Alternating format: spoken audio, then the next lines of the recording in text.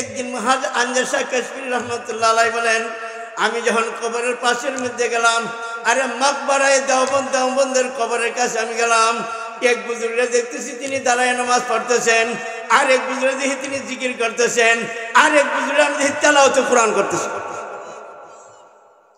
এক ঘটনা কিতাবের মধ্যে লেখেন, এক বেচারা একজন আল্লাহর ওলি গেছেন কবরের কাছে, কবরের কাছে গিয়া সেটা তিনি কি করতেছেন, আসসালামু আলাইকুম ইয়া আহলাল কবর কইয়া সালাম দিয়া কবর জিয়ারত করতেছেন।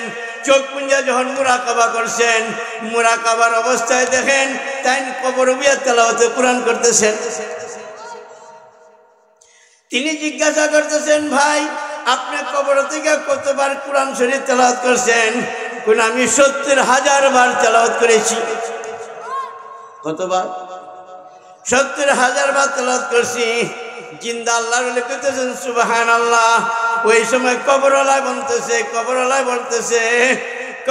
বলতেছে যে তুমি সুবহানাল্লাহটা আমারে দেলাও। একবার সুবহানাল্লাহ কইলে বেহেশতের মাঝে গাছ একটা আল্লাহ রোপণ করেন, তার ছায়া গুড়াতে সৌরাইলে ৫০০ বছরের সওয়াব শেষ হয় না।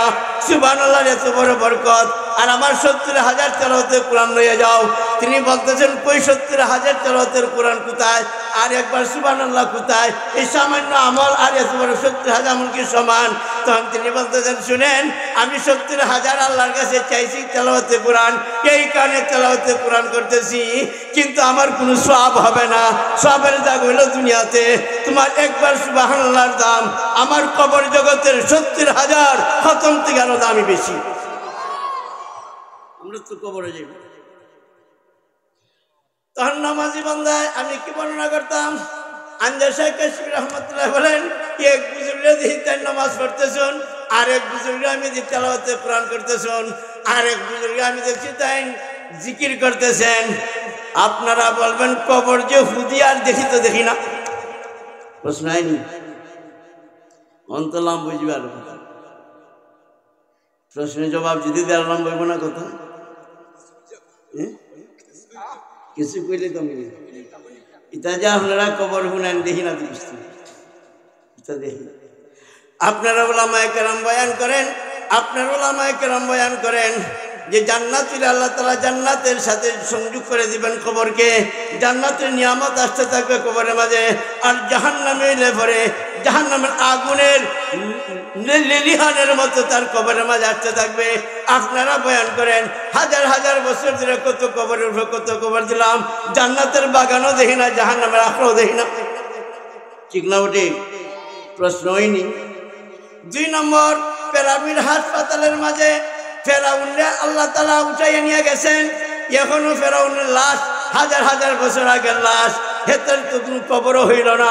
তার জান্নাতের টুকরা বা জাহান্নামের আখড়া হইতো, তাও হইল না, তুই কেমনে হইল? প্রশ্ন জাগেনি? ৩ নম্বরের প্রশ্ন জাগে, আমরা যখন কবর দেই, কবর দিলে পরে আয় আল্লাহ কবর দিলে পরে দেখা যায় কোনো মানুষ পাওয়া যায় না, মানুষ মাটি হয়ে গেছে। মাটি হইয়া যাওয়ার পরে আবার মানুষের আযাব গজব আবার কেমনে হইতো, আর মাটি হইয়া গেলে আবার কেমনে হাতের ময়দানে ৩৩ বছরের যুবকের মতন উঠবো কেমনে? প্রশ্ন জাগেনি? তো আমি ৩ প্রশ্নের জবাব দিলে ১ ঘন্টা যাবি। আখিরাতের সামান তো জোগাড় করতাম। লা ইলাহা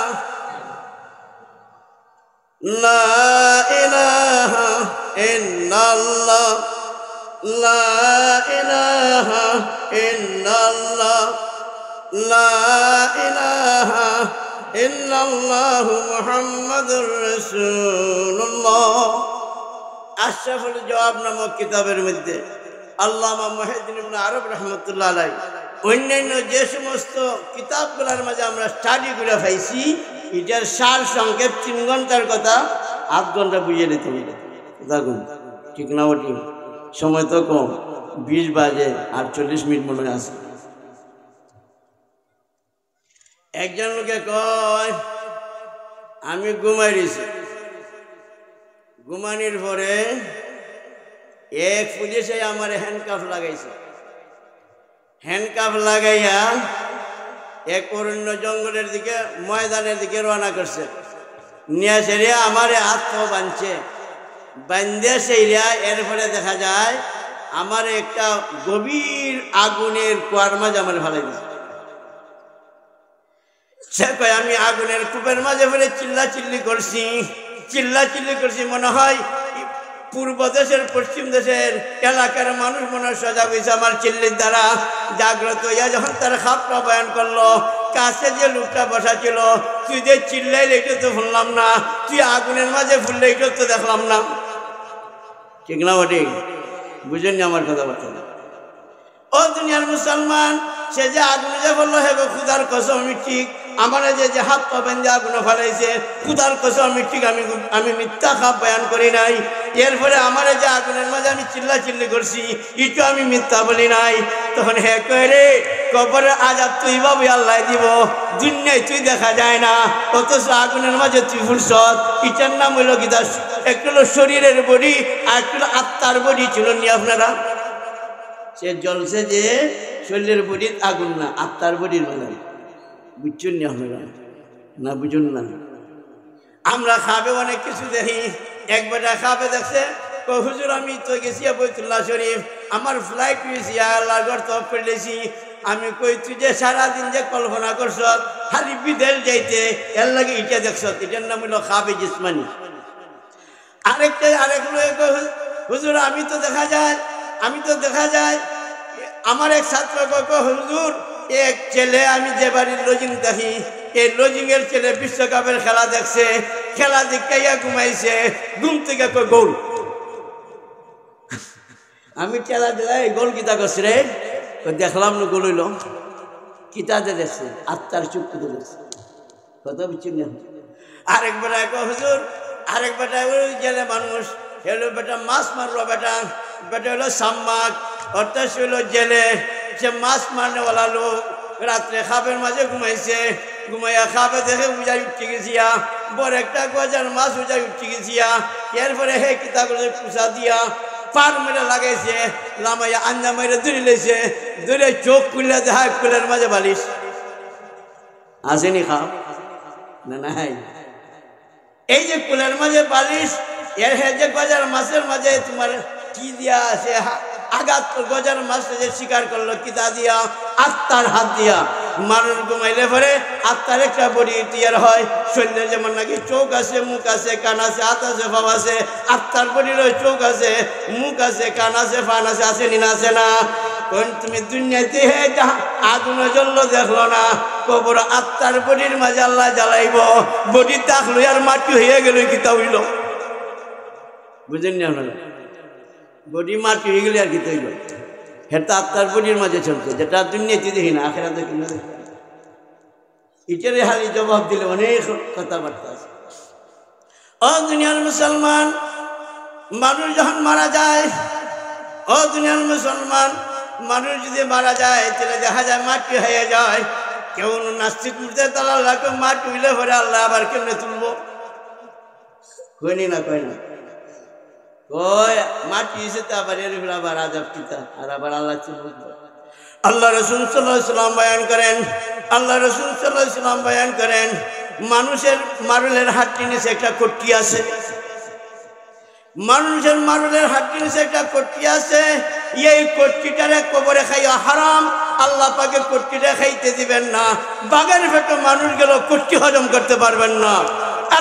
মহাজাগের তীরে যদি মারা যায়, এই কট্টিটারে কেউ হজম করতে পারবে না। এটা আল্লাহ ফেরেশতা দুটো নিয়ে যায়। এই মানুষের বেশি আছে না? মানুষের এই কট্টিটার আমরা সাধারণ মানুষের বুঝাইবার লাগে, এটা মানুষের বেশি। আমি লাউ খাইছি, পাহানার সাথে মিশাই দিয়েছি, লাউ খাইমুনি খাইতাম না, খাইমু। লাউর বেশি আছে না? বেশি উড়াইলে বলে 3 মাস পরে দিলাম হবে, মাথুন না দেব। ঠিক না? ঠিক। আপনি আঙ্গুর খাইছেন, আঙ্গুরের বেশি আছে, রইলে আঙ্গুর পাওয়া যাইব। কাঁঠাল খাইছেন, কাঁঠালের বেশি আছে। আপেল খাইছেন, আপেলের বেশি আছে। এরপরে আম খাইছেন, আমের বড়া আছে নি না? আছে না? ঠিক তেমনি ভাবে যা খাইছ তার যেমন বেশি আছে, মানুষেরও বেশি আছে। মারল 8 দিনের কট্টি। আল্লাহ রসুল বলে কিন্তু কবরে খাইতে পারবে না, মাটি খাওয়া আল্লাহ হারাম করে দিবেন। আমি জিজ্ঞাসা করে চাই মাটি হয়ে গেল আল্লাহ কেমনে তুলবেন? শুনেন শুনেন, আমরা আলু ক্ষেত করিনি, আলু ক্ষেত করিনি, ললিলা তুলয় লাম্বা আলু তুলয়। আলু ক্ষেত করলে আমরা ললিতা আলু গেরা যখন দেয় তখন কিতা করি আমরা মাটির তলে গোবর দেলাই, দিইনি না, লু বেন দেলাই, এরপরে বনসন দেলাই, দিইনি না, দিই না। কয়েকদিন পরে দেখবা আলুর কিতা তার চারা গজাই উঠছে, পাতা গজে উঠেনি। আপনি যখন দেখবেন চারা গজে উঠছে, পাতা গজে উঠছে, খুঁজে দেখবেন এই আলুটা কিতা গেছে, ফুচে গেছে, ঠিক না ওটি? আর কিছুদিন পরে যদি যাই গিয়া দেখবা আলু আর আলু নাই, খাল বাহল। তুমিও কবর খুঁজতে দাও, কোনো মানুষ পাইতায় না, হয়তো টাটি পাইতে পারবে না কবর, ঠিক না ওটি? আমার প্রশ্ন হইল আলু যখন বাম্পার ফলন হইয়া যায়, কিন্তু দেখা যায় তুমি যদি মাসে পরে যাও গিয়া দেখবা আলুটারে খুঁজতে আলু নাই, আর মাটি হয়ে গেছে। আরে আলু যদি মাটি হইয়া গে থাকে, এই আলু ফাইমুনি আপনারা বলেন? আলু মাটি হয়ে গেছে, এই আলু ফাইমু কিনা ফাইতাম না বলেন? ও দুনিয়ার মুসলমান, বিজ্ঞানের কথাটা স্বীকার করে আলুর অস্তিত্ব বিলুপ্ত হয় নাই, তার অস্তিত্ব মাটির সাথে মিশে আছে। আমরাও যে কবরে যাইমু, আমরা অস্তিত্ব বিলীন হবে না, মাটির সাথে আমরা মিশাতাম, আপনাদের কোটিটা থাকবে, ঠিক না? কিন্তু দেখবেন এই আলুর গুড়ির মাঝে হেবাটা মাটি হইয়া সেইটাও প্রোডাকশন দিতেছে আলু। আরে মাত্র না দেখুন, দেয়নি না, দেয় না, কুটি কুটি আলু বান্ধেনি না, বান্ধে না। এরপরে যখন বাম্পার ফলন হয় আর লত দেখা যায় লাল হয়ে গেছি, তখন কিতা করে মানুষে করে আমার আলুর তো ফের বিন্দে দিছে, ওখান তো আলুর লত ধরে টান মারলে জুমটা বান্ধে উঠবনি ফাঁসটা চারটা, যেটা রয়েছে এটা পাইছুনি, যেটা রয়েছে এটা এরকম আলুর চেয়ে আরো পাওয়া গেল কিনা, আরো সুন্দর আলু পাওয়া গেছে, ঠিক না ওঠে? দুনিয়ার মুসলমান, আল্লাহ রাসূল হাদিসের রাওয়ায়াতের মধ্যে বর্ণনা করেন, মানুষ মারা গেলে মাটি হয়ে গেলে কোনো অসুবিধা নাই, আত্মার পরিমাণে শান্তি। এক বেচারা ঘুমাই রয়েছে, কয় হুজুর আমি ঘুমাই রয়েছি, আর আমার বন্ধু আইয়া কয় লও একটা ভ্রমণ করিয়া বেড়াইয়া, বেড়াই যেতে যেতে এক জায়গা গেছে, গিয়া একটা বিল্ডিং, একটা ইট হলো স্বর্ণের, আর একটা হলো রূপার, আর বিল্ডিংটার মশলাটা মেশকা আমদানি। এরপরে এত সুন্দর বিল্ডিংটা দেখে সে ভিতরে ঢুকছে, ঢুকার পরে দেখা যায় এয়ার কন্ডিশন ফিট করা, যা যে মখমলের বিছনা, কয় হে রাত্রে খাবে, কয় আমি দেখি গিয়াছে, এটা আমি ঘুমাই গেছি। হে মখমলের বিছনাত ঘুমাইছে না বাড়ির বিছনাত ঘুমাইছে? অত সুখের বিছনাত ঘুমাইল কেমনে? তার উপর লিয়ে ঘুমাইছে। কথা বুঝাইতাম পারছি জান্নাতের জাহান্নামের আযাবটা। এখন প্রশ্ন হইল আল্লাহ যে কর্তৃত্বে কেমনে মানুষ পয়দা করবেন? আরে আলুর লতর মাঝে তুললে পরে যে আলু রইলা এটা মাটি হয়ে গেল, কুটি কুটি আলু বানলো, জুমটা বান্ধে গেল, লত ধরে টান মারছ, যে আলু রয়েছে এতে সুন্দর আলু তৈরি হবে, ওইবেনি হইতো না? মাটি হইয়া যাওয়ার পরে লাউ খাইছ, লাউর বেশি যদি আবার রোপণ করো সুন্দর লাভ পাওয়া যাইবে। ঠিক তেমনি ভাবে মানুষ যদি মারা যায়, মাটি হয়ে যায়, তার কর্তৃটা পড়ে থাকবে জমিনের মধ্যে। হাদিসের রাওয়ায়াতের মধ্যে আসেন, আমরা যদি লাই বেশি, মূলা বেশি, উড়ি বেশি, এরপরে আপনার যে তরমুজের বেশি, টমেটোর বেশি, যাও কিছু আমরা জমিনের মাঝে বয়ান করি, উড়ি বেশি আমরা যাই বপন করি, আসমান থেকে যদি বৃষ্টি হয় তাহলে বৃষ্টির পানির মাঝে সার আছে, সার কিতা করি? ওই যে চৈত মাসে যে খরার দিনে যে বৃষ্টিটা হয়, কত বড় যে সার, আপনার সরাগুলি যে কত সুন্দর বাইরে, ঠিক না ওঠি? কিন্তু বৃষ্টি পানি যদি বেশি হয় আরেক বেলা ফসলও নষ্ট। সার যদি বেশি দেওয়া হতো নষ্ট হইবনি, ফসল আফ হইবনি। বেশি যদি গণবৃষ্টিতে আবার ফসল নষ্ট হয় না। ও দুনিয়ার মুসলমান, একটা জিনিস চিন্তা করা দরকার, আসমান থেকে যখন মৃদু হালকা বৃষ্টি হয়, আল্লাহ দেখা যায় উড়ির চারা, বিচিত্রে চারা গজায় ওঠে, মূলা দেখা যায় বিচিত্রে চারা গজে ওঠে, লাই দেখা যায় বিচিত্রে চারা গজে ওঠে, আপনার ডুগি দেখা যায় চারাতে গজে ওঠে, লাউ দেখা যায় চারা গজে উঠে, নিনা উঠে না। ঠিক তেমনি ভাবে আল্লাহ যেসব মাটির থেকে কটকিটা তেজে মানুষ আল্লাহ তুলবেন, ওই বিচি তেজেভাবে চারা গজাইতেছে, ঠিক তেমনিভাবে আল্লাহ রাসূল সাল্লাল্লাহু আলাইহি ওয়াসাল্লাম হাদিসে রওয়ায়াতে বয়ান করেন, আল্লাহর আরশের নিচে একটা সাগর আছে, আল্লাহর আরশের নিচে একটা সাগর আছে। এই সাগরের পানির মাঝে মা বাবার পানির দ্বারা মানুষ বাচ্চা জন্ম নেয়, ঠিক না ঠিক? মা বাবার পানির দ্বারা মানুষের বাচ্চা জন্ম নেয়, ঠিক না ঠিক? আল্লাহ রাসূল বলতেছেন ওই পানির মধ্যে মানুষ জন্মিবার মা বাবার পানির দিয়া ৭০,০০০ গুণ বেশি পাওয়ার থাকবে। দ্বীন ইসলাম তাফসীরুল কোরআন মহাসম্মেলন হযরত মাওলানা শাইখ মখলিসুর রহমান সাহেব, নারায়ে তাকবীর। এই আরশে আল্লাহ যখন আরশের নিচে বৃষ্টি বপন করবেন আর আমাদের কটকিটা পড়ে থাকবে আমাদের কবরের মাঝে। এটাকে আমি আগে বুঝেছি সর্বসাধারণ পূজার জন্য মানুষের ভিজিটিং না ওটি। এই কটকি আল্লাহর আরশের পানি যখন সুয়াত লাগবে, মা বাবার পানি একত্র হইলে যাবে বাচ্চা জন্মে, এই আরশের পানি সুয়াত লাগার সাথে সাথে মানুষের অটোমেটিক বডি তৈরি হইতে থাকবে, হাতের ময়দানে হাজির হয়ে যাবে। খুব চুম্বকে জবাব কিন্তু আমার সামনে আরো কিছু আলোচনা। আমরা 5টা গুণ লইয়াতে যেতাম। কয়টা গুণ? 1 নম্বর হলো শিরিক মুক্ত ঈমান থাকতে হবে, আল্লাহর উপর জাতের একদিন বিশ্বাস থাকতে হবে। যারা আল্লাহর জাতের একদিন বিশ্বাস আছে এরা আল্লাহর কুদরত দেখতে পাবে। এই 88 সনে বা 92 বা 91 সনে বন্যা হয়েছে না? চট্টগ্রামে বন্যা হয়েছে না? বন্যার কারণে মানুষের ঘর বাড়ি বুড়ে, মানুষের মনে করছে আমার বাড়ির সামনে পানি আছে, আমার বিট বাড়ি তুলছে না, দেখা যায় বাড়ি বিট বাড়ি তুটে গেছে। বিট বাড়ি তুটার পরে হেরা মনে মনে ভাবতেছে আমার গড়ও তো আইছে না, না দেখা যায় গড়ে আইছে। গড়ে যাওয়ার পরে হেরা চোখের মাঝে উঠছে, ফালঙ্গ উঠছে, ফালঙ্গও পুড়ে গেছে, টাঙ্গও উঠছে, টাঙ্গও পুড়ে গেছে। এরপরে চালের চুল্লি তুলছে, চুল্লি পর্যন্ত ডুবে গেছে। এরপরে গাছের ডালে ডালে লটকে রয়েছে। এরপরে কলা গাছের পাতা খাইছে, এরপরে সুপারি গাছের পাতা খাইছে। কি নম্বর না হয়েছেন না হয়েছেন না শুনছেন না? আল্লাহর জাতের কুদরত দেখুন। এই বন্যার যখন আইছে, পরবর্তীতে যখন বন্যা আইছে তখন হগুলো বুঝিয়ে দিয়েছে আর অপেক্ষা করেন যেত তো সামান উমান যেত আসলে উঠে না। একটা পরে যখন বন্যা আরম্ভ হয়ে গেল তখন একটা পরিবারের লোক আল্লাহর সাথে যা নিবার মতো ভারে নিয়ে যায়, সাথে খাওয়ানোর দ্রব্য বিষ্ণুভক্ত যা ভারে লইয়া যায়, ঠিক না ঠিক? এইবার নিবার দেওয়ার জন্য একটা বাচ্চা ঘুমন্ত আছেন তার ফালঙ্গের মধ্যে, একটা বাচ্চা ঘুমন্ত আছেন তার ফালঙ্গের মধ্যে। কিন্তু এই কষি বাচ্চাটারে নেওয়ার মতো যখন জাপ দিয়ে ধরছে মায় বাবাকে মনে হতো জাপ দিয়ে ধরছে, মনে করছে তার বিছনা সহ কুলো লই লইছে। কিন্তু দেখা যায় বিছনা কুলো আইছে, বাচ্চা কিন্তু ফালঙ্গ রইয়া গেছে। বাচ্চা কিন্তু পালঙ্গ রয়েছে। দৌড়ায় যখন তারা দূর গেছে তখন হুশ হয়েছে যে বাচ্চা তো আনি নাই, কিন্তু বিছনা তো সাজাই নিয়ে ফেলাইছি। বাচ্চার বিছনা কুলাইছে কিন্তু বাচ্চা আসে নাই। বন্যার পানি নামতে নামতে তো সময় লাগে।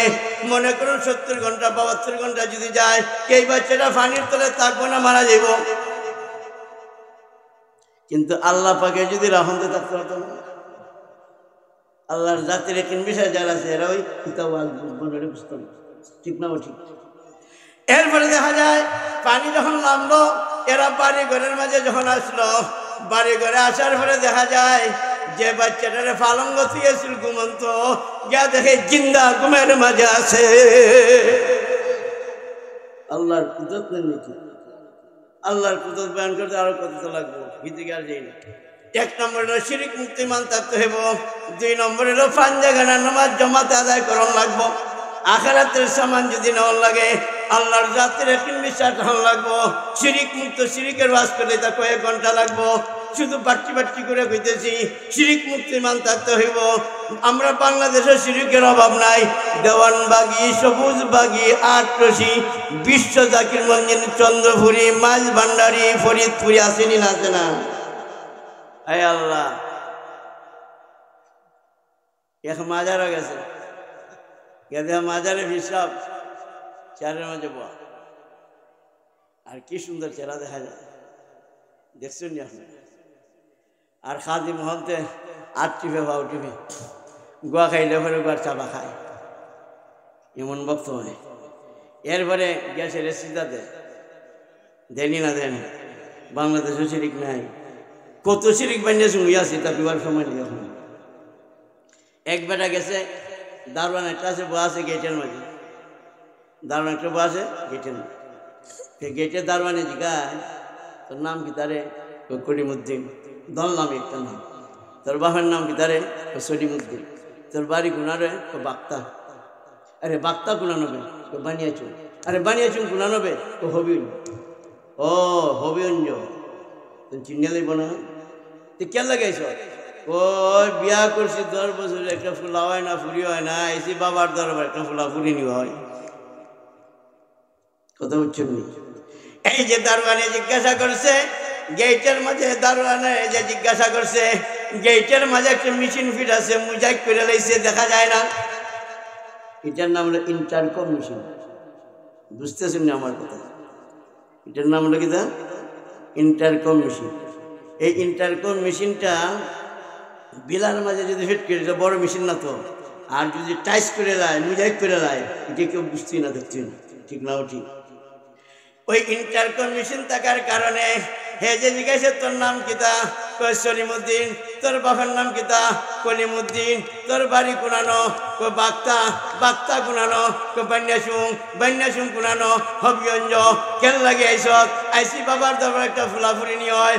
সব কথা বাবার কানো গেছি গিয়া। আরে মাত্র না কেন আপনারা? ইন্টারকম মেশিনে পৌঁছে দিলাইছে না? পৌঁছে দিছে বড়। ওই এখন গেট যখন পাঁচ দিল, পাঁচ দেওয়ার পরে হালি সাপরে হালি দেখছে, তার ফিরে হালি দেখছে, বন্ড ফিরে হালি দেখছে। দেখার পরে যখন সামনে গেছে, কিতা রে তোর নাম কলিমুদ্দিন না রে? ডান চমকে উঠছে। কিতা কর? তোর বাবার নাম সলিমুদ্দিন না রে? ফের ডান আরো বেশি কমকে উঠছে। ওই তোর বাড়ি বাক্তা না রে? কিন হালি বাড়তেছে। কিতা করেন আপনারা? আরে বানিয়েছেন তোর বাড়ি নানি? সভ্যনাথ মৌলবী হতে এরার বিরুদ্ধে বাস করে। এরা কত বড় মারিফতের ভিড়। ঠিক না ওটি? এরা কত বড় মারিফতের ভিড়, আর মৌলবী হতে এরার বিরুদ্ধে বাস করে। হে তখন জ্বালা উঠছে মৌলবীদের উপরে। এরপরে তুই 10 না 12 বছর হয়েছে বিয়া করছ, ফুলাফুরি হয় না, এখন তোর হার হয়েছে। এইটা আমার ধর্ম গিয়া ওই হুতুয়া ঠেঙ্গ পড়ে গেছি। কিতা ইতা বাংলাদেশে চলতেছে, বাংলাদেশে চলতেছে। বাংলাদেশের শিরিকের যে কত বেমারি, তাই 1 বছর বয়ান করে শেষ করা যেত না। কত বয়ান? 1 নম্বরে আমরা আখিরাতের প্রস্তুতি নিতে গেলে 1 নম্বরে শিরিক মুক্তিমান থাকতে হবে। 2 নম্বর ফাঞ্জেগানা নামাজ জমাতে পড়তে হবে। 5টা বেশি নেই, 5টা ফুরাইতাম ফারিয়া না ফারি আস্তে আস্তে কিছু আগুয়াই। কিতা করুন? আমি কয়েক ঘন্টার আজ কয়েক মিনিটও করে দিতাম ভাবি। আগে তো 3 ঘন্টা 3.5 ঘন্টা দিতাম, এখন আর ঘন্টা 1.5 ঘন্টা হয়ে চিল্লাই না। সময় তো আছে একটা। আর যারা তোমার ওই ভাইরাল বক্তা, এটা তো 3-4টা বাসন করেনি না করেনি, এরা 40 মিনিট 1 ঘন্টা করবো না, আরেকটা করতে পারবো। কিতা করবো? ঠিক না? তা আমি বর্ণনা করতেছিলাম এই কথা যে 2 নম্বর গুণ হবে যদি আখিরাতের প্রস্তুতি নিতে হয়, তাহলে 2 নম্বর পাঞ্জাগানা নামাজ জমাতে আদায় করতে হবে। হালি শুক্রবারের নামাজি আছে একদল, এরপরে আপনার লাইলাতুল বরাতের নামাজি আছে একদল, শবে কদরের নামাজি আছে একদল, জুম্মার নামাজি আছে একদল, ঈদের নামাজি আছে একদল। ঠিক না? ওটি ইতার দ্বারা জাহান্নাম দিয়ে বাসন যাইতো না, পাঞ্জাগানার নামাজ জমাত ফরন লাগবো। ঠিক না? ওটি নামাজে জমাতে যে ফরন, ইওয়াজের ইমাজু আমাজে লাগতে শুনবে। তো চুম্বকে কিছু কইলে একটা লোকে কয়, হুজুর আমি হবিগঞ্জ গেছিলাম, জিজ্ঞেসি তার মাথা নাই, তো বিশ্বাস করবো? আরেকবার কয় না হুজুর আমি গেছিলাম বিশ্ব ইস্তিমাত, জিজ্ঞেসি তার মাথা নাই, তো বিশ্বাস করবো? আরেকবার কয় হুজুর আমি গেছিলাম বৈতুল্লাহ শরীফ, জিজ্ঞেসে তফ করে তার মাথা নাই। মানুষের কুচি পাগলের ঘরের পাগল, মাথা ছাড়া তফ করে কেমন রে? ঠিক না? ওটি আরে পাগলের ঘরে পাগল যদি কয়, কেন কয়? মাথা ছাড়া মানুষ হইতে পারে না, মাথা ছাড়া মানুষ হইতে পারে না, মাথা ছাড়া যেমন মানুষ হইতে পারে না, ঠিক তেমনি ভাবে একটা মানুষ, তুমি একটা মুসলমান, নামাজ ছাড়া সে মুসলমান হইতে পারে না। 1 ঘন্টা রস করে গেছে। কিতা করুন এই দৃষ্টান্তের 1 ঘন্টার ওয়াজ হয়েছে না যে মাতা ছাড়া যেমন মানুষ হইতে পারে না, কুরআন সুন্নাহ আল্লাহ রসুলের মতবাদে এই কতিপয় প্রমাণ হয়েছে মাতা ছাড়া যেমন মানুষ হইতে পারে না, নামাজ ছাড়া একটা মানুষ মুসলমান হইতে পারে। ঠিক না? আরেকটা দৃষ্টান্ত 1 ঘন্টার ওয়াজ করে দেব। গরমের দিনে আমরা শরীরের মাঝে বাতাস ব্যবহার করি, গরমের দিনে আমরা শরীরের মাঝে কিতাব ব্যবহার করি, বাতাস ব্যবহার করি। আর শীতের দিন তখন শীত নাইও, তা কখনো দেখছি মসজিদে গেলে ফ্যান চালানি লাগে, কিন্তু আমরা পুরো হালাই এমন শীতও দেখছি মানুষে আগুনটা হইতো নেরা বন্ধু কিতা খো আইলে রয়ে বই থাকতো মুরব্বী মানুষ হন আসিনি না আসিন না আল্লাহ খেতা কম্বল রয়ে বই থাকতো আসিনি না আসেন। আমি তো এমন শীতও দেখছি সুবহানাল্লাহ, 7 দিন 8 দিন চলে গেছে, সূর্যের আলো নাই, মানুষের টাই লেগেছে, গরম পানি ছাড়া গোসলে গরম গেছে গেছে না নিচে। কিন্তু তোমার আল্লাহ পাকে ইশারা দিতেছেন এই দুনিয়ার ও নিমক হারাম বান্দারা, শীতের যে গরমের দিনে তুই সমস্ত পুরীর মাঝে বাতাস ব্যবহার করস, আর শীত যদি প্রচণ্ড শীত বাড়িয়া যায় তাহলে তুই কি করস, জাম্পার লাগাস, জ্যাকেট লাগাস, সুইটার লাগাস, শাল লাগাস, কত কিছু লাগাস, লাগাইতে লাইতে ফার্মাজে মৌজা দেশ, আমি তো মজা ভিড়াই আইনি নাই নাই ফার্মাজে মৌজা দেশ, মুরব্বীরা হাতের মাঝে মৌজা লাগায়, গাড়ি ড্রাইভারে যারা করে হাতের মৌজা লাগায়, নইলে হাতটা গেলে গেছে বুঝিয়া ঠিক না ওঠে। কিন্তু এইভাবে সমস্ত শরীরে বন্ধা তুই ডাকস, ডাকতে ডাকতে এমন করস তুই কান ফুটকিটা মাফলার এবং রুমাল দেওয়া পর্যন্ত খেলাস, সমস্ত শরীরে তুই রাখস, জাম্পার লাগাস, জ্যাকেট লাগাস, সুইটার লাগাস, শাল ব্যবহার করস, চাদর ব্যবহার করস, কুট ব্যবহার করস, ফাঁস মাঝে মৌজা দেশ, হাতের মাঝে মৌজা দেশ, কান ফটকিটা পর্যন্ত তুই রুমাল দেবা মাফলার দেবান বান্ধেনি না বান্ধে না। কিন্তু এই চেহারাটা আল্লাহ খোলা রাখছেন, ঠিক না ওটি? এই চেহারার মাঝে যদি প্রচন্ড শীত আল্লাহ দিতেন, কুফা লাগাই 8 লাগলো নেগুলের কুফা, ঠিক না ওটি? ও দুনিয়ার মুসলমান শুনেন, বালা করে শুনেন, ও মুরব্বিয়ান বালা করে শুনেন, ও ভাই বেরাদের বালা করে শুনেন, আপনাদেরকে বলতেছি এই চেহারাটার আল্লাহ খোলা কেন রাখছেন? আল্লাহ ইশারাতে বলতেছেন এই নিমখেরাম বান্দা, তুই যে চেহারা দিয়া নাকার কফাল দিয়া তুই যে আমার কুদরতি ভাইয়ের সামনে তুই নামাজের মাধ্যমে সিজদা দিবে, এই সিজদার ইজ্জতের বরকতে তোর চেহারার আল্লাহ এয়ার কন্ডিশন বানাইয়া দিল। এয়ার কন্ডিশন বানাইছে শীতে গরমে সবসময় চলে খোলা, ঠিক না ঠিক? 2 ঘন্টার রস পেয়েছি আমি নামাজ, এখন জমা লা ইলাহা ইল্লাল্লাহ, লা ইলাহা ইল্লাল্লাহু মুহাম্মাদুর রাসূলুল্লাহ। সময় কুমার পারতাম না, কিন্তু 5টা গুণ বয়ান করার সুযোগ নাই। সর্বশেষ বলছিলাম নফল বন্দী, এরপর তসবিহ তাহলিল জিকির আজকার করণ। এটার দ্বারা কি হবে? হাদিসের রাওয়ায়াতের মধ্যে আল্লাহ রাসূল বলেন ফরজ ওয়াজিব সুন্নাতে মুআক্কাদা ইবাদত যত ত্রুটি হবে আল্লাহ নফল বন্দী দিয়া, তসবিহ তাহলিল দিয়া, জিকির আজকার দিয়া, তেলাওয়াতে কোরআন দিয়া, সাদকা খয়রাত দিয়া আল্লাহ ত্রুটিরে পুরা করে মাফ করে জান্নাতে দেবে। অনেক নফল বন্দী তো দাম হয়ে দিতে চায় নফল না হলে কি। আমাদের একজন বুজুর্গ ছিলেন, নফল বন্দী ছাড়া আল্লাহর ওলি হইতে পারে না, নফল বন্দী ছাড়া, জিকির আজকার ছাড়া, মুজাহাদা মুরাকাবা ছাড়া, তসবিহ তাহলিল ছাড়া কোনোদিন আল্লাহর ওলি হইতে পারে না। আমাদের একজন উস্তাদ ছিলেন, উস্তাদ পেলে নিমক হারামি হবে। উস্তাদের উস্তাদ ছিলেন হযরত মুফতি ফয়জুল্লাহ সাহেব রাহমাতুল্লাহ, চট্টগ্রাম হাটাজারির মধ্যে। তাই মারা যাওয়ার পরে একদল লোক আইছে তাহলে দেখভাল লাগে, প্রতিনিধি একদল ডাক্তার আইছে, প্রতিনিধি একদল ডাক্তার আইছে রিয়া তাই জিন্দা না মুর্দা ডাক্তার হতে কইতে পারে না, ডাক্তার হতে কইতে পারে না, জিন্দা না মুর্দা। প্রধান ডাক্তার যিনি ছিলেন গালিবান সম্ভবত ওনার নাম ডাক্তার নুরুল ইসলাম ছিল, উনি বলতেছেন তোমরা জিন্দা না মুর্দা বলো না কেন? কই স্যার আমরা কেমনে মুর্দা কইতাম জিন্দা কইতাম আমরা বুঝতাম পারতেছি না। তিনি বলতেছেন আমি সিদ্ধান্ত দিলাম তাম দুনিয়াতে নাই, মারা গেছেন। তখন অন্যান্য ডাক্তাররা বলতেছে স্যার আপনি যে বুঝুন মারা গেছেন, কলবের মাঝে দূরবীন লাগাইয়ে দেখেন আল্লাহ আল্লাহ জিকির শোনা যায়। ডাক্তার নুরুল ইসলাম সাহেব বলেন তোমরা কলব কেনে লাগাই তার ফিটের মাঝে লাগাও, পুরাতো লাগাও, হাতের তালাত লাগাও, সব জায়গার মাঝে জিকির শোনা যায়, আল্লাহ আল্লাহ আল্লাহ জিকির শোনা যায়, ঠিক না মানে? ও দুনিয়ার মুসলমান, নফল বন্দী ছাড়া কলব চালু হবে না। কলবের মাঝে জিকির যদি কোন লাগে, জিকির আজকাল লাগবো, নফল বন্দী লাগবো, মুজাহাদ আমরা খাওয়া লাগবো, নিলিতা হইতে না, ঠিক না? বুঝুননি? ও দুনিয়ার মুসলমান, তাহলে আমি মনে করি মানুষের নফল বন্দীকে দাম দিতে চায় না, ফার্স্টার মাঝে শেষটা কইলাম, যদি আর না আইতাম পারি কি থাকুন, ঠিক না? ঠিক। এখন আমরা জমাতে নামাজ পড়তাম, জমাতে নামাজ পড়বার লাগে আমি 2-3 ঘন্টার বাদ সামান্য একটা দৃষ্টান্ত দিয়ে বুঝিয়ে নিব, আর আল্লামা ফখরুদ্দিন রাজি রহমতুল্লাহ একটা ব্যাখ্যা দেয়।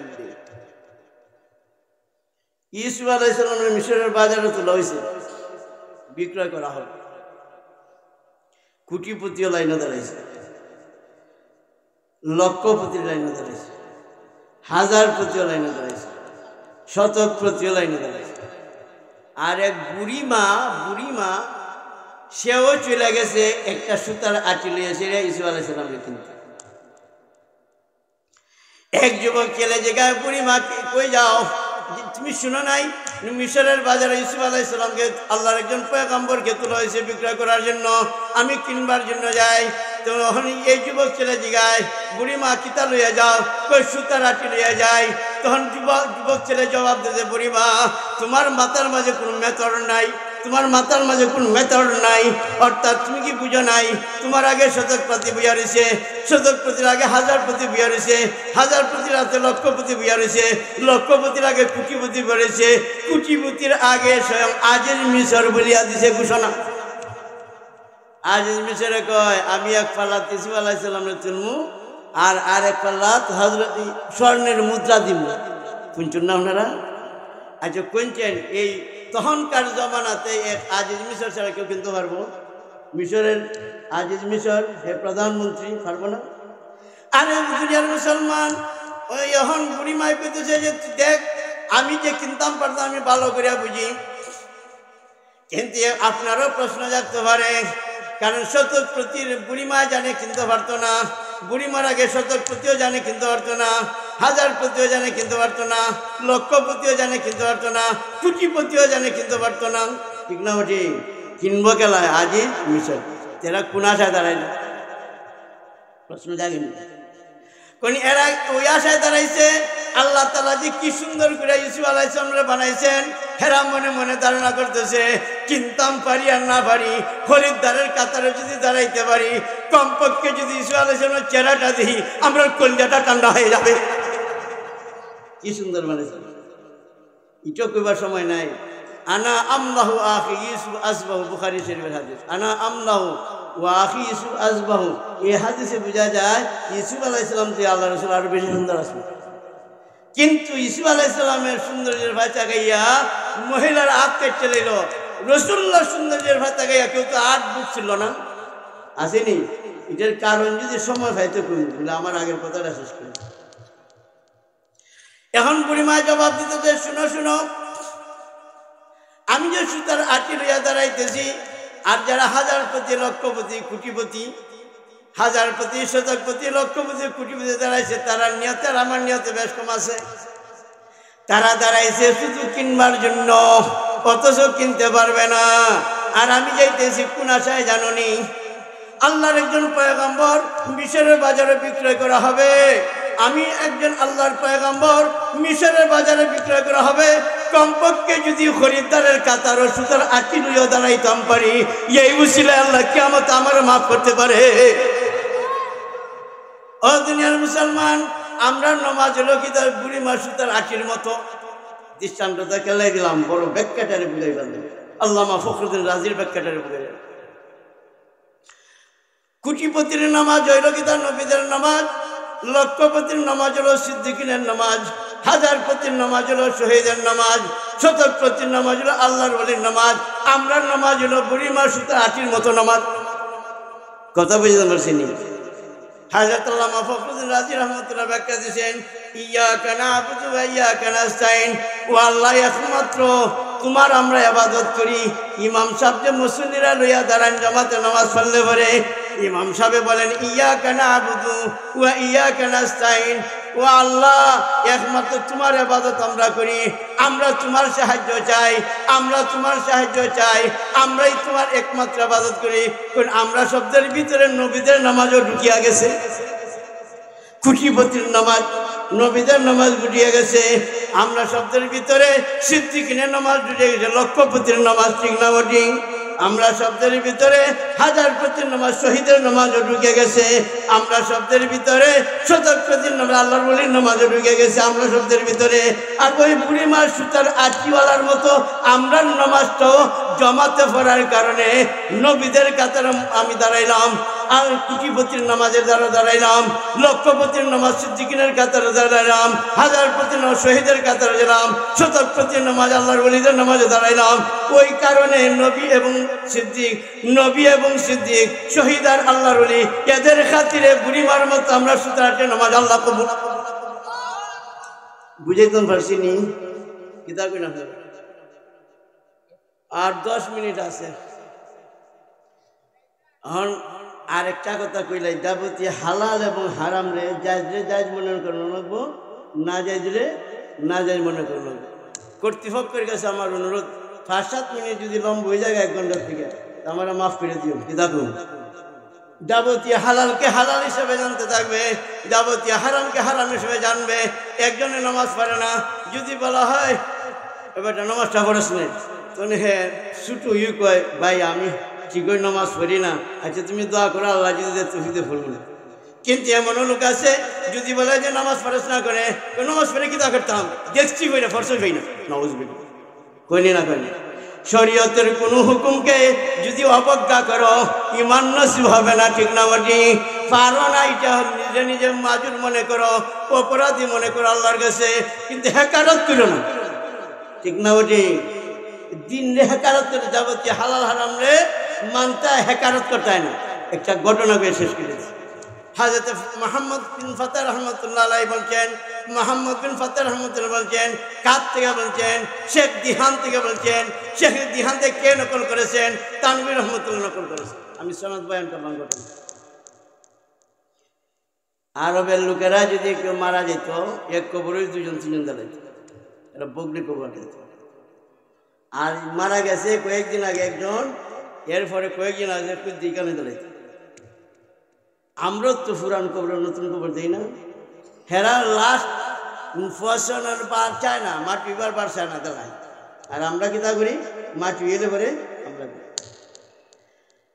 একজন ফ্রান্স থেকে আগত একজন হাজি সাহেব হজের মৌসুমের মাঝে তিনি হজ করার জন্য আইসেন, হজের মৌসুমের জন্য হজ করার জন্য আইসেন। সেটা দেখেন একটা সুরগুল শোনা যায়, একটা ঘটনারে কেন্দ্র করিয়া অনেক মানুষের সমাগম শোনা যায়। তাই সেই কানের মাঝে গেছেন, গিয়া শুনতেছেন ব্যাপারটা কিতা। তখন তারা বলতেছে ব্যাপারটা হইল এই কথা, আমরা একজন টুপিদারিওয়ালা পাঞ্জাবিওয়ালা মানুষ একটা পাইলাম, নামাজি মানুষ, টুপিদারি পাঞ্জাবিওয়ালা একজন মানুষ আমি টামাইলাম, নামাজি মানুষ। এই কবরের মাঝে আমরা টামাইলাম, কিন্তু কবর খনন করিয়া দেখি এই মুরব্বী মানুষটা এই কবরের মাঝে নাই, কিন্তু দেখা যায় একটা পরম সুন্দরী মহিলা কবরের মাঝে ঘুরে রয়েছে।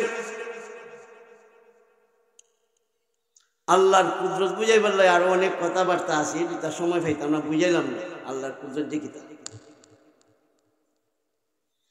ওই ফ্রান্সের যে একজন হাফিজ সাহেব, ইউরোপ কান্ট্রির যে একজন হাজি সাহেব এসেছিল, উনি এই মেয়েটারের দিকটা আল্লাহরই ঘটনা, আল্লাহ পাকে ঘটনা ঘটাইছেন।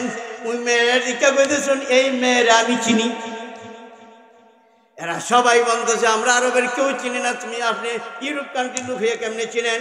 কই না আমি ইউরোপ কান্ট্রি ফ্রান্সের লোক, আমি এই মেয়েটারে নিজে পড়াইছি, একটা খ্রিস্টান পরিবারের মেয়ে, এই কারণে আমি কই চিনছি। কেমনে আপনি বর্ণনা করতেছেন? তো আমার বাড়ি তো আর দেশ না, আমি তো প্রাইভেট টিউটারি করেছি পরিবারের মধ্যে। এই পরিবারের মেয়েটা আমার কাছে মুসলমান হয়েছে, আমার কাছে আল্লাহর কালাম পর্যন্ত হয়ে শিখছে, আর আমি তখন এই মেয়েটার এই কারণে চিনি। তখন তারা জিজ্ঞাসা মেয়েটার কবর কেন কেন হইল, মেয়ের কবর কেমনি কেন আইলো, 1000 মাইল দূর থেকে কেমনি কবর আইলো, আরব দেশও কেমন আইলো? মেয়েটা আল্লাহর কাছে রাত্রের বেলা হালি দোয়া করতো, আল্লাহ গো নবী পাইছি না, নবীর দেশে জন্ম হয়েছে না, আল্লাহ গো আমার কবরটা যদি নবীর দেশে তুমি করতে আমার জীবন ধন্য হইয়া যাইত। এই মহিলার কান্নাকে আল্লাহ আল্লাহ কবুল করছেন, যার কারণে ফেরেশতার মাধ্যমে আল্লাহ তাআলা এই আরবের জমিনের মধ্যে আল্লাহ মেয়েটা পৌঁছে দিয়েছে। তো ঘটনা সত্য মিথ্যা তো যাচাই করা লাগবে। তুমি যে কইলাই সেই দেশে যাওয়া লাগবে না।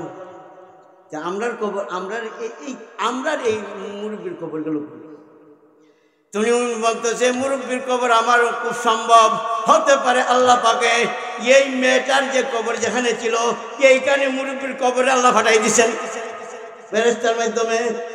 যদি এরম হইয়াতে তো আমরা সত্য মিথ্যা তো যাচাই করার লাগবো।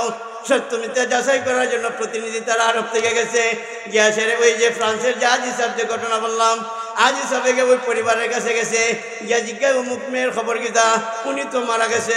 কবে মারা গেল? বেশ কয়েক বছর আগে মারা গেল। উনি তো আমার কাছে কলমা পড়ে মুসলমান হয়েছে, তোমরা তো দাফন করছো মনে খ্রিস্টান তরিকায়, আমরা জানাজা পড়তাম দেখতাম না। কি টেনতে এটা যদি মুসলমান হইয়া থাকে মুড়ে মুড়ে আমরা জানি না, তো যাহাতা করতে এরপরে গেলে আমরা কবর খনন করে লাগবো। আরবের প্রতিনিধিরা গেছে, যখন কবর খনন আরম্ভ হয়ে গেছে, যা দেখে এই মেয়ের কবরের মাঝে আরবের জমিনের এই মুরব্বী লাশ দেখা যায়। তখন তারা বলতেছে, ওই এই ফ্রান্সের হাজি সাহেব বলতেছে, তুমি মেয়ে কেনে আইলো আরবের জমিনে, বুঝলাম, কিন্তু এই বেটার লাশ আরব থেকে ফ্রান্সে কেনে গেল, এইটা কি তাই ভাই? কইটা যদি কমন লাগে তার স্ত্রীরে জিগানি লাগবো। আল্লাহ রসুলে বলছেন, স্বামী ভালো মন্দের সবচেয়ে ভালো জানে, স্ত্রী ঠিক না ঠিক, স্ত্রীর উপরে কেউ ভালো জানে না আল্লাহ ছাড়া। কারণ স্বামী কি মন ছিল, আমল কেমন ছিল, সব কিন্তু স্ত্রী জানে ঠিক, সহধর্মিনী ছিলেন ঠিক না ঠিক।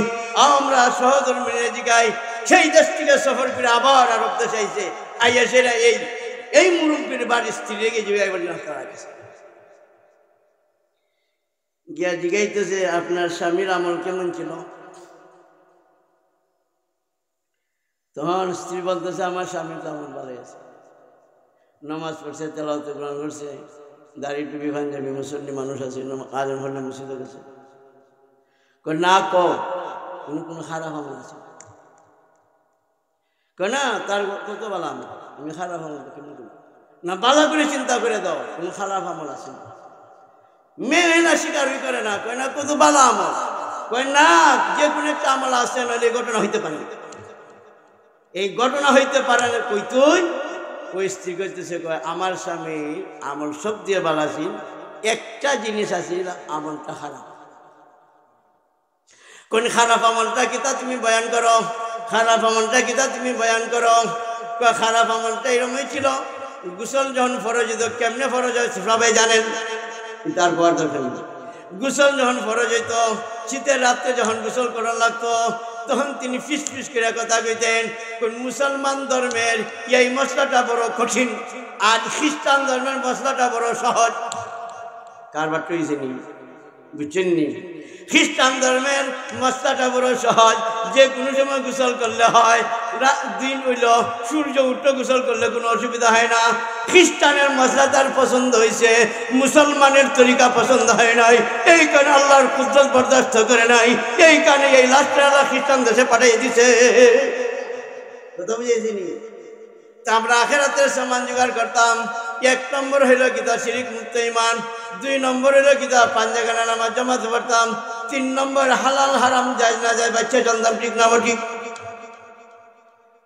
আমি ইচ্ছা করে কমাই দিতেছি, তোমরা যদি মনে করেন নি তাই তার নাই নাও, নইলে তো আমি লম্বা করলে তো আরো লম্বা করতাম পারবো। লা ইলাহা ইল্লাল্লাহ, লা ইলাহা ইল্লাল্লাহু মুহাম্মাদুর রাসূলুল্লাহ। তা আমি বর্ণনা করতেছিলাম, জামাতের গুরুত্ব আমি বর্ণনা করতেছিলাম, ইয়াদ আছে না? ঠিক আছে, আমরা জামাতে নামাজ আদায় করতাম। ইউসুফ আলাইহিস সালামের সৌন্দর্যতে কিন্তু রসুলের সৌন্দর্য বেশি, ঠিক না? ঠিক বুঝলাম নি? যে সময় ভাইরা ঘুমনে এখানের মাঝে একটা প্রশ্ন জাগে যে রসুল সাল্লাল্লাহু আলাইহি ওয়াসাল্লাম আনা আমলাহু ওয়া ইউসুফ ওয়া আখি ইউসুফ আসবাহু আনা আমলাহু ওয়া আখি ইউসুফ আসবাহু। আল্লাহ রাসূল যে এই কথাই হাদিসটায় বয়ান করতেছে, ইউসুফ আলাইহিস সালাম সময় কাদ উতিয়া সত্তুন মিনাল হুসনে, বুখারী শরীফের হাদিস। আল্লাহ রাসূল বর্ণনা করেছেন কাদ উতিয়া সত্তুন মিনাল হুসনে। আল্লাহ ইউসুফ আলাইহিস সালাম আল্লাহ রাসূল বলছেন সারা দুনিয়ার সৌন্দর্য যদি একত্র করা হয়, একলা অর্ধেক সুন্দর আল্লাহ ইউসুফকে দিয়ে দিয়েছেন। তইলে প্রশ্ন জাগে, আনা আমলাহু ওয়া আখি ইউসুফ আসবু, এই হাদিসের তর্জমা করলে বোঝা যায় আল্লাহ রাসূল বলতেছেন যে আমি হলাম সবচেয়ে বেশি উজ্জ্বল সুন্দরের অধিকারী, আর ইউসুফ আলাইহিস সালাম সুন্দর ওই তাই রংটা একটু ফ্যাকাশে। কথা বুঝছেন? এই হাদিসে বোঝা যায় রসুলের সুন্দর বেশি, ঠিক না? ওটি রসুলের সৌন্দর্য সম্পর্কে আম্মা জান আয়েশা রাদিয়াল্লাহু তাআলা বলেন, এক সূর্য সকালবেলা উদয় হয় পূর্ব দিকে, আমার ঘরের সূর্য উদয় হয় সন্ধ্যার উপরে। হযরত আম্মা জান আয়েশা রাদিয়াল্লাহু তাআলা আনহা বলেন যে আমি যদি সুইটা তুলে পাইতাম না অবশ্যই রাত্রিতে আল্লাহ রসুল হাত উত্তোলন করলে পরে নূরের তজলির ঝলকে সুইটার উঠে নিত। আল্লাহ রসুল সম্পর্কে এই সৌন্দর্য সম্পর্কে আম্মা জান আয়েশা বয়ান করেন, অন্যান্য সাহাবায়ে কেরাম বয়ান করেন, কারণ আমরা চন্দ্রের দিকে একবার তাকাই আর রসুলের দিকে একবার তাকাই, দেখা যায় চন্দ্রের আলো আর চন্দ্র মনে হয় না, আল্লাহ রসুলের চেহারা চন্দ্রতে হাজার গুণ সুন্দর দেখা যায়। কিন্তু এই সমস্ত হাদিস যদি আরো বয়ান করি, অনেক লম্বা লম্বা হাদিস আছে, কিন্তু সময় কম। এই কথাটা বুঝাইতাম চাইতেছি, ইউসুফ আলাইহিস সালাম রসুলের সুন্দর বেশি, ঠিক না? ওটি কিন্তু একটা প্রশ্ন জাগে। প্রশ্নটা হইল যে রসুলের সৌন্দর্য যদি বেশি হইয়া থাকে, মিশরের মহিলারা ইউসুফ আলাইহিস সালামের সৌন্দর্যের দিকে হাত কেটে দেন, ফল কাটা বাদ দিয়ে। আল্লাহ রসুলের দিকে দেখো হাত কাটলো না, আল্লাহ রসুলের দিকে গলা কাটলো না, আল্লাহ রসুলের দিকে হাত কাটলো না, আল্লাহ রসুলের বুক ছিল না। বুঝছে? বুঝছে? তাহলে সৌন্দর্য বেশি বোঝা যায় কেন? দুরুস সামিন নামক কিতাবের মধ্যে শাহুল্লাহ মুহাদ্দিস দেরি রহমতুল্লাহ আব্বাজান, দুরুস সামিন নামক কিতাবের মধ্যে শাহুল্লাহ মুহাদ্দিস দেরি রহমতুল্লাহ আব্বাজান একদিন মনে মনে হাদিসটা নিয়ে চর্চা করতেছেন, আনা আমলাহু আখি ইউসুফ আসবাহু, আনা আমলাহু আখি ইউসুফ আসবাহু, আমি সবচেয়ে সুন্দর বেশি সুন্দর অধিকারী, আমার ভাই ইউসুফ সুন্দর ওই একটু ফ্যাকাশে। কিন্তু এই হাদিসের দ্বারা বোঝা যায় রসুলের সুন্দর বেশি, কিন্তু রসুলের সৌন্দর্য নিয়ে সেরা সাহাবায়ে কেরামের কোনো দুর্ঘটনা হইল না, কিন্তু ইউসুফ আলাইহিস সালামের সৌন্দর্য দেখে মানুষের হাত কাটার দুর্ঘটনা হইল। বুঝছেন না আমার কথা? সময় কমলে তাড়াহুড়া করবো লাগে। তাই করে এই কল্পনাটা নিয়ে আমি ঘুমাইছি, কল্পনাটা নিয়ে আমি কি করছি? ঘুমাইছি। ঘুমানির পরে আমি এই কল্পনাটা নিয়ে যখন আমি ঘুমাইলাম, এই কল্পনাটা নিয়ে যখন আমি ঘুমাইলাম, তখন আমি রাত্রে খাবের বেলা রসুলের সাথে আমার দিদার নসিব হয়ে গেছে। রসুলের দিদার নসিব হওয়ার কারণে আমি আল্লাহ রসুল সাল্লাল্লাহু আলাইহি ওয়াসাল্লামকে জিজ্ঞাসা করতেছি, ইয়া রাসূলুল্লাহ আনা আমলাহু আখি ইউসুফ আসবাহু। এই হাদিসের দ্বারা বোঝা যায় আপনার সৌন্দর্য হলো বেশি ইউসুফ আলাইহিস সালামের সুন্দর থেকে। ইউসুফ আলাইহিস সালামের সৌন্দর্য দেখিয়া মিশরের মহিলা হাত কাটলো, আপনার সৌন্দর্য দেখিয়া কেউ আত্মহত্যা করে নাই, আপনার সৌন্দর্য দেখে কেউ হাত পাও কাটে নাই, বুকে চিরে নাই। ব্যাপারটা কি? আল্লাহ রসুলের জবাব দিতেছেন, আমি আবারটা আপনারা শুনাই। দুরুস সামিন किताबें गायरत इलाही की वजह से अल्लाह ताला ने मेरे हुस्न और जमाल को लोगों की नजरों से पोशीदा कर दिया गया है। अल्लाह रसूल বলতেছেন, আল্লাহ রসুল বলতেছেন, শাহুল মাহমুদ আব্বাজানকে বলতেছেন যে আমার সৌন্দর্য সম্পূর্ণ আল্লাহ দুনিয়াতে প্রকাশ করতে দেন নাই, সম্পূর্ণ দুনিয়াতে প্রকাশ করতে দেন নাই। যদি সম্পূর্ণ সৌন্দর্য প্রকাশ করা হয় মানুষে বরদাস্ত করতে পারবে না, ঠিক না? ঠিক। কোন সমস্ত সৌন্দর্য প্রকাশিত হবে কবর জগৎ থেকে। তার প্রমাণ শামাইলে তিরমিজির হাসিয়ার মাঝে, শামাইলে তিরমিজি হাদিসের ব্যাখ্যার কিতাবের মাঝে লিখছেন, রসুলের যে পরিমাণ সৌন্দর্য ছিল এই সৌন্দর্যটা সাহাবায়ে কেরাম পর্যন্ত উপলব্ধি করতে পারে না। এই সৌন্দর্যটা গেলা খোলাখুলি বিকশিত করে দেন। আমার ভাষা বুঝতেছেন না? সৌন্দর্যের গেলা বিকশিত করে দেন নাই, আর সাহাবায়ে কেরাম সমস্ত সৌন্দর্য তারা উপলব্ধি করে নিতে পারেন নাই। কিন্তু হযরত কাসিম নানাতুই রহমাতুল্লাহ আলাইহি বলেন, সূর্যের দিকে যদি তাকাও তাকাইতে পারতে না, চন্দ্র ঠিক না ঠিক, চন্দ্রের দিকে তাকানি যায়। আল্লাহ রসুলকে মনে করো সূর্য, চন্দ্র হইল কি তার রসুল হযরত ইউসুফ আলাইহিস সালাম। সুতরাং চন্দ্রের নিজস্ব কোনো আলো নাই, সূর্যের আলোর দ্বারা আলোকিত হয়। এইটুই যদি আমরা বুঝতে পারি, তে হযরত কাসিম নানতুবি রহমতুল্লাহ আলাইহি দৃষ্টান্ত বুঝাইছেন। আল্লাহ রাসূলের সূর্যের দিকে মানুষ তাকাইতে পারে না, চোখ জ্বলসে যায়, চন্দ্রের দিকে তাকানো যায়। ঈসা আলাইহিস সালামের দিকে মানুষ তাকাইতে সক্ষম হয়েছে, রাসূলের চেহারার দিকে তাকানো সক্ষম হয় না। ঠিক না? ওটি চোখ জ্বলছে আছে, সূর্যের মাঝে লাগে চলে আসে না। তো আমার বর্ণনা হইল, 1 নম্বরে আখিরাতের প্রস্তুতি দেয়ালে শিরিক মুক্তিমান থাকতে হইব, 2 নম্বর ফানজাগানা নামাজ জমাতে পড়তে হইব, 3 নম্বর হালাল হারাম জায়েজ না জায়েজ বাচ্চা চলন লাগবে। ঠিক না? বটে আমি তো ইচ্ছা করে কমাইতেছি, তারা মেহমান, আমরা সেগুলো আদেশে লইয়া তুই জায়গা আনলে আমি যদি আবার আরম্ভ করি তো আরেকটা আরম্ভ করব। লা ইলাহা লা ইলাহা ইল্লাল্লাহ লা ইলাহা ইল্লাল্লাহু মুহাম্মাদুর রাসূলুল্লাহ। দুনিয়ার মুসলমান, 5টা আমল আমরা করে যাইতাম: শিরিক মুক্ত ঈমান, পাঁচজাগানা নামাজ জামাত, হালাল হারাম জায়েজ বুঝে চলন লাগবো, ফরজ ও সুন্নাত। আমাদের ইবাদত স্বাদ মজা হয় না কেন? নামাজে মন বয় না কেন? জেল জবটা দিলাই তাই নাই তাইতে আইসুন না। যখন হাদিসের রাসূল সাল্লাল্লাহু আলাইহি সাল্লাম হাদিসের মধ্যে আসে, যার পেটের মাঝে হালাল খাদ্য নাই আর পরনের কাপড় হালাল না, এদের ইবাদত কবুল হয় না। কিন্তু আমরা নামাজের মাঝে কেন মন বয় না? নামাজে মন বয়ার পিছনে বহু কারণ আছে। আমরা সুন্নত তরিকা নামাজ আদায় করতাম পারি, নামাজের সুন্নত তরিকা আদায় করতাম পারি না। ওই সুন্নত তরিকা দেখাইবার সময় কেন নামাজ আমার কাছে নাই। আর আমরা হালাল খাদ্য খাইতাম পারতেছি না। হালাল খাদ্য যে কি জিনিস, হালাল খাদ্য খাইলে পরে দোয়া কবুল হয়, হালাল খাদ্য না খাইলে পরে দোয়া কবুল হয় না।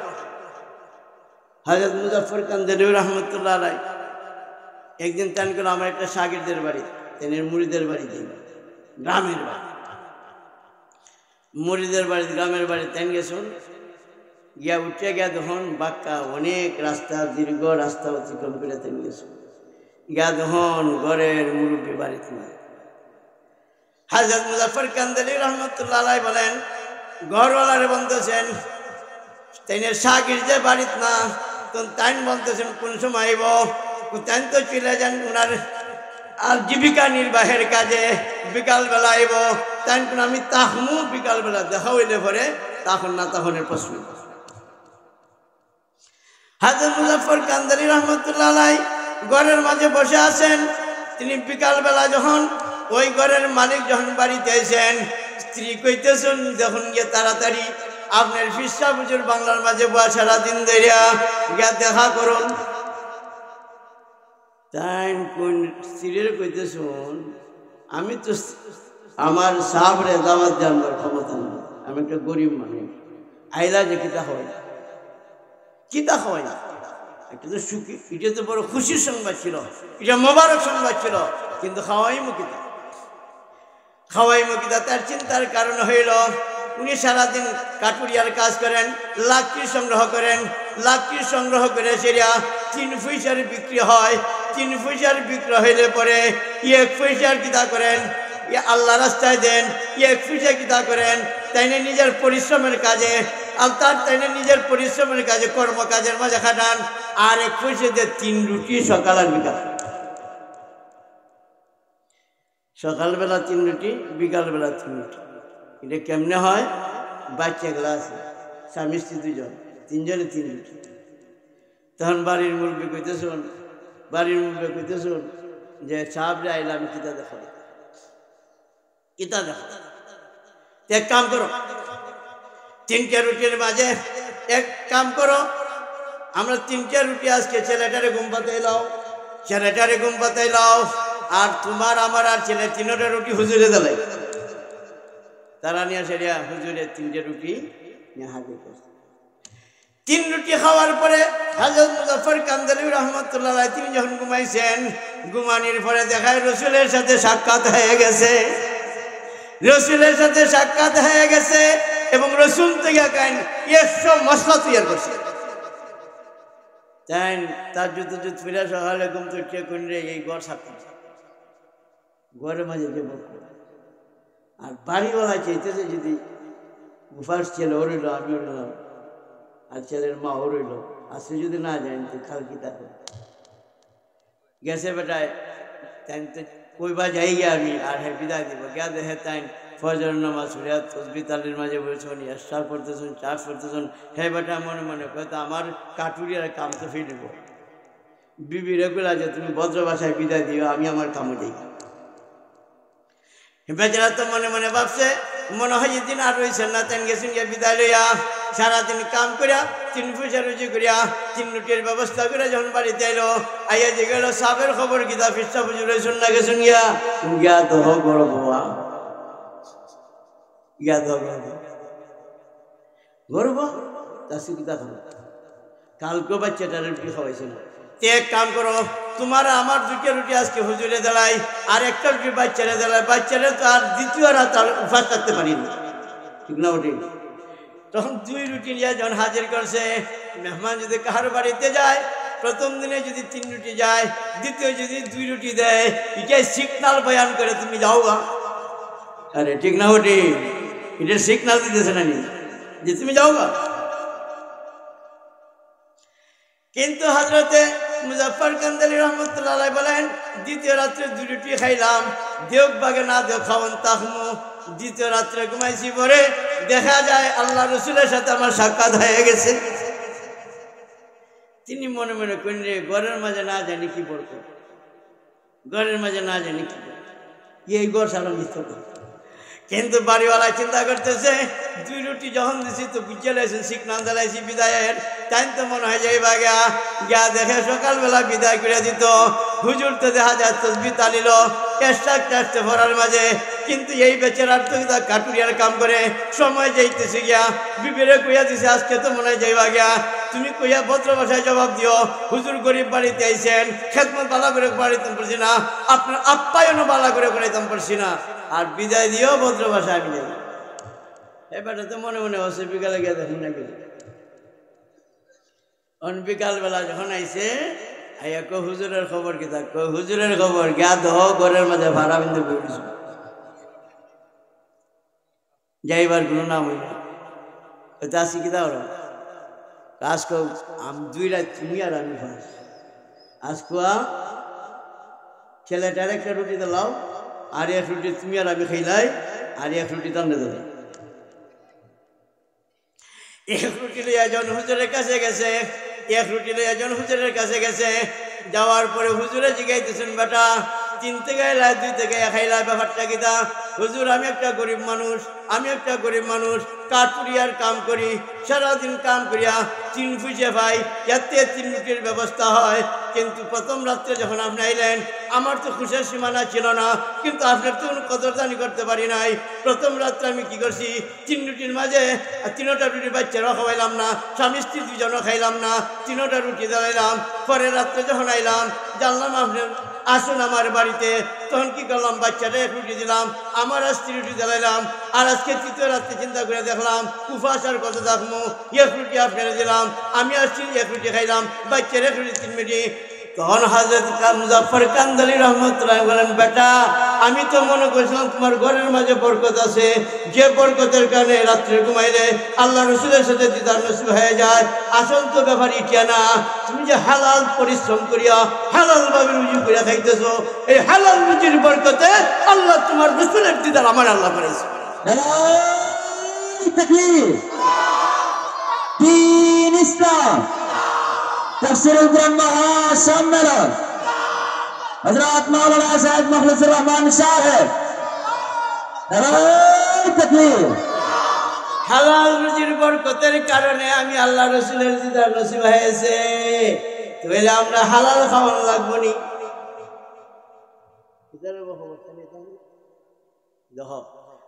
না এটা আমি আরেকটা তুমি কি দেখো, লা ইলাহা ইল্লাল্লাহ লা ইলাহা ইল্লাল্লাহ মুহাম্মাদুর রাসূলুল্লাহ। হযরত ইব্রাহিম আদম হালাল রুজির বরকত শুনেন, হালাল হারাম জায়েজ চলার পদ্ধতি শুনেন। ইব্রাহিম আদম রহমতুল্লাহ 3টা সিগন্যাল পাইছিল, 3টা সিগন্যাল পাই আল্লাহ রাস্তায় বেরিয়েছিল। একদিনে একজন মুসাফিরে জিগায় হালাল রুজির বরকত শুনাইতেছে আর হারাম রুজির কুফল আমি শুনাইতেছি। হযরত ইব্রাহিমের আযাব রহমতুল্লাহ আলাই তাই একদিন সিগনাল ভাইরা তাই তো বলকের বাদশা না নানি ইব্রাহিম বিন আদম বলো কি বলা হয় নানি এই বলকের বাদশাগিরি আল্লাহ সারাইবার লাগি একদিন এক মুসাফির আল্লাহ মুসাফিরে গিয়া কয় আপনার এই মুসাফির খানাতে আমার একটু জায়গা দিন। বলকের বাদশাকে দোষী কারবারটা এটা রাজ দরবার, এটা এক সম্রাটের দরবার হয়েছে, বলকের বাদশার দরবার হয়েছে। হে দি কয় আমার মুসাফির খানা। তখন বলকের বাদশা রাগানি তো বলতেছে তুমি কেমনে মুসাফির খানা কইলাই? এটা রাজ দরবারে আইছো, সম্রাটের বাদশার তোমার গদির মাঝে আইছো, মুসাফির খানা কেমনে কইলাই? তখন জিগাইল আপনার আগে কেলাই এই বলকের বাদশা ছিল, আমার বাবা ছিল, তো বাবা রইসুননি নাই। এর আগে খেলা ছিল, দাদা ছিল, দাদা রইসুননি না নাই। এর আগে খেলা ছিল, বড় বাপ ছিল, তারপরে বড় বাপও নাই, দাদাও নাই, বাপও নাই, আপনিও তো থাকতে নাই। এটার নাম হচ্ছে মুসাফির খানা। সিগনাল হের দিলের মাঝে একটা আঘাত করছে। কি করতে কইছে রে অস্থায়ী জিন্দিগি একজনের পর একজন। তখন তা এখনো কিন্তু বলকের বাদশা চাইরিয়া দিবার মতো প্রস্তুতি হল হয়েছে। তখন আরেকবার আরেকটা সিগনাল আল্লাহর পক্ষতে আইছে। ওই সিগনালটা কেমন আইলো? বলকের বাদশা তার বাদিরে কইতেছে তুই আমার বিছনাটা ভালো করে সাজাইয়া গুজাইয়া তৈয়ার কর, আমার বিছনাটারে ভালো করিয়া সাজাইয়া গুজাইয়া তুই তৈরি কর। তখন বাদি করছে কিতা গেছিয়া বাদশা বাইরিয়া তার বিছনাটা সুন্দর করিয়া মখমলের বিছনা, কার্পেটের বিছনা, কত মুলায়ম বিছনা দেখে বাদি করে জীবনে ঘুমাইছি না, আজকে একটু ঘুমাই। সুবহানাল্লাহ, এত আরামের বিছনা হালি যেমন চোখটা মুনছে হালি মুছতে এইদিকে বাদি যখন ঘুমো হঠাৎ করে দেখা যায় বলকের বাদশা আইছে। আইয়া দেহ সব বনার তো বড় সাহস, বাদি আমার বিছনাত ঘুমাই রয়েছে, বাদি আমার বিছনাত ঘুমাই রয়েছে। কেউ একটা বেত দিয়া বাদিরে বাড়ি আরম্ভ করছে, তসমসে মহির বাদিটা উঠছে তো হালি বাইরেছে, বাদি কিন্তু হালি হাসতেছে। বলকের বাদশা চিন্তা করলো রে আমি কানবার কথা, আমি তারে আঘাত করতেছি, বেত্রাঘাত করতেছি, সে কানবে, হে হাসতেছে কেন? এই বাদি তুই হাসতেছে কেন? আমি হাঁটতেছি ওই কারণে সামান্য একটু অপরাধ আমি করেছি, কিন্তু না যাই অপরাধ করি নাই, হারাম কোনো অপরাধও করি নাই, সামান্য ত্রুটি করেছি, যার কারণে আমি আপনার বিশ্রাম ঘুমাইছিলাম। এই সামান্য ত্রুটির কারণে এত বেতা মারে দিলা, আর আল্লাহর নাফরমানি যে করতেছো, তোমার লাগে কত বেত হয়েছে, এর লাগে আমি হাসি। সিগনাল ভাইছেন দুইটিয়া কিতা যেটা ফেলেছেন, তখন রয়েছে আরেকটা। এখনো কিন্তু বলকের বাদশা ছাড়বার প্রস্তুতি হয়েছে। 3 নম্বর সিগনাল আল্লাহ পাঠাইছেন, একজন ফেরেশতারে আল্লাহ পাঠাইছেন নিবিড় অন্ধকার রাত্রে। আল্লাহ বিল্ডিং এর উপরে হাঁটতেছে। বলকের বাদশা ইব্রাহিম আদম জিগাইন এই কেলা হাঁটতেছে, আমি একটা উঠা রেখেছি, এর লাগে আইছি টুকাইতে ঘরে ব্যাগ কলের ঘরের ব্যাগ কল উঠ পাইবে জঙ্গল, পাহাড়, জমিন, গাছ লতা জাহানো আছে, বিল্ডিং এর উপরে কি তারে পাওয়া যায়নি। তখন সিগনাল দেওয়া হইতেছে ওর যেমন বিল্ডিং এর উপরে পাওয়া যাবে না, ঠিক তেমনি তুমি মখমলের বিছনায় ঘুমাই আল্লাহরও তুমি ভাইতাই না। এই সিগনাল পাওয়ার পরে ইব্রাহিম বিন আদমের মনে এমন একটা এফেক্ট করছে, এফেক্ট করার মতো করছে, ইব্রাহিম আদম এফেক্ট করার মতো এফেক্ট করছে। তখন গিয়েছে তার উজির যারা ছিল, আগে মুরব্বীরা কিন্তু উজির করতাম, ওখানকার সংসদ সদস্য দেখো তার সংসদ সদস্য লইয়া কইল, সব সমঝাইয়া দিল, আমি আর বলকের বাদশাগিরি করতাম না, আমি এখন আল্লাহর জন্য জাহানো গেলে পরে আমি এখন জঙ্গলবাসী পাহাড়বাসী হয়ে যাইমু, আল্লাহ স্যার আমি আর কিছু বুঝি না। সিগনাল ফাইতে ফাইতে 3টে ফাইলেছি, এখন আমার বলকের বাদশা ছেড়ে এরা কত জোরাজুরি করলো না, আমি থাকতাম না, সব হিসাব কিতাব বুঝিয়া নাও, রাষ্ট্রের সব হিসাব কিতাব বুঝিয়া নাও, আমি চলে যাইমু। তুমি চলে গেছে, চলে গেলে সাথে মুসাফির অবস্থায় খাদ্য নেই, কাপড় নেই, চুরুরি নেই, এরপরে সিলাই সুইতা নেয় না বেশ কিছুদিন পর্যন্ত বলকের বাদশা তেজন পৃথক হইয়া জঙ্গলবাসী পাহাড়বাসী হয়ে গেলেন। তখন মন্ত্রী পরিষদের রাখো তার নেতৃত্বে বাইর করবার কাম। তাই এত বড় সিংহাসন সারিয়া, রাজকীয় সিংহাসন সারিয়া, তাই জঙ্গলবাসী তুকাইবার কাম। খুঁজ করতে করতে একটা পাহাড় জঙ্গলবাসী এলাকা পাইলে পরে জিজ্ঞাসা করতেছে, হযরতে ইব্রাহিম আদমকে বলতেছে, আপনার মসনদ এখনো তৈয়ার আছে, আপনি এই মখমলের বিছনা রাজ সিংহাসন সারিয়া সম্রাটের বাদশাহ সিংহাসন সারাইলেন কেন? আপনি এখনো বালা চাইন, আপনার তখ্ত এখনো আপনার জন্য হাজির আছে। তোরা যে আমি বাদশাগিরি চাইরে আইছি, কিতা চাইরাইছি জানোসনি, দুনিয়ারে চাইরাইছি, কিতা লইছি জানোসনি, আল্লাহরে আমি পাইছি। আর আল্লাহরে কিভাবে পাইছি দেখতিনি তোরা? আমি যদি হামদে ইশারা করি, পাহাড় তুই হাঁটতে থাক, পাহাড় পর্যন্ত হাঁটতে থাকবি, দেখতিনি তোরা? ইব্রাহিম বিন আদম হালে হাতের আনন্দে ইশারা করছেন, কেরাফুকের মতো হাজার পাহাড় হাঁটতে দেখকে হেরা লাজ হইয়া ফির তার টাইম কই ওই দেখ আল্লাহরে ভাই। টাইনের একটা ঘটনা আছে, আমি তো ডাকতেছি সে বলে সাবরাই ভালো লাগে, আইলে তো ছেড়ে দল না করেন। এই ঘটনা কইলে পরে আবার হালাল তরিকা খাওয়ানোর যে ঘটনাটা ইতিহাস করা ভালো দিতে কেমন কতছে।